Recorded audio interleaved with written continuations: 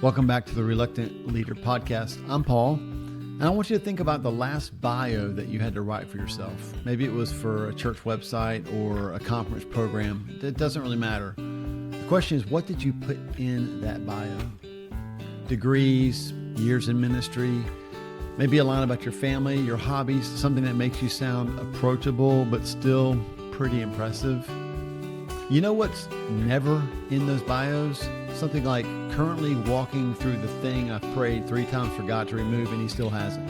Right? Nobody says that. We edit the bio for strength. We edit out the thorn. If you were with us last episode, you know that we're in the middle of a series asking a pretty bold question. What if being exposed as a leader isn't something to survive? What if it's actually where God's power shows up? And we started by naming a myth. We called it the bulletproof pastor myth, that the leader who's supposed to absorb everything and never let the crack show.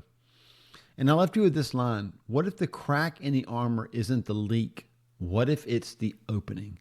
And today I want to show you where that line actually comes from, because I didn't make it up. That was Paul, the apostle Paul, not me, who had already lived it and written about it. And it's bolder than how we usually even preach it.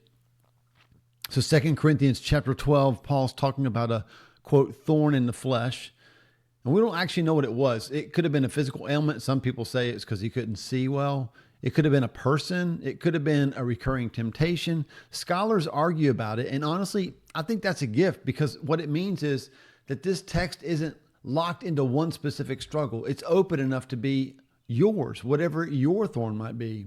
And here's what it says. 3 times he says he pleaded, literally begged with the Lord to take that thorn away. 3 times. This is not a guy who's casually fine with his weakness. He's asking God repeatedly to fix it, to remove it, to let him be the version of himself that doesn't have this thing hanging over him. And God says no. But listen to how God says no. This is the line that the whole series we're doing hangs on. My grace is sufficient for you, for my power is made perfect in weakness.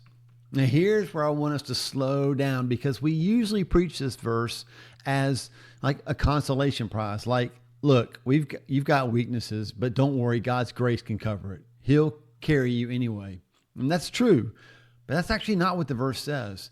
That's making the verse even smaller than what's intended. The verse doesn't say God's power operates in spite of your weakness. It says God's power is made perfect in it. Weakness isn't the obstacle that grace has to get around.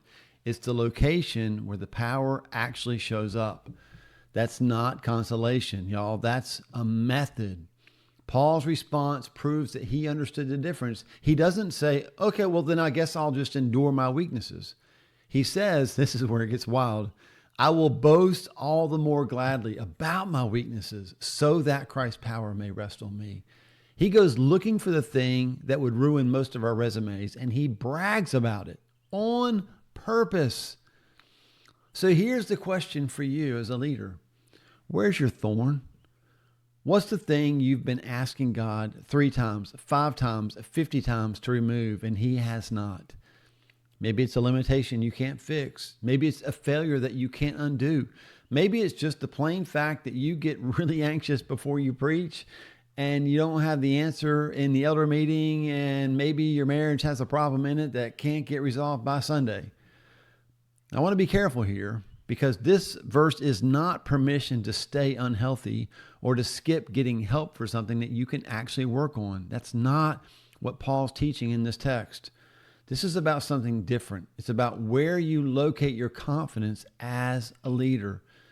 Is your confidence built on the thorn being gone? Or is it built on grace being sufficient with the thorn still there?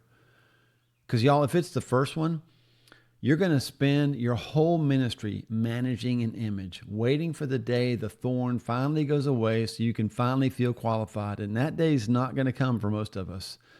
But if it's the second one, if you actually believe that power gets perfected in weakness, not around it, then that changes what you're allowed to say out loud. It changes what you can admit to your staff. It changes what your kids actually get to see in you.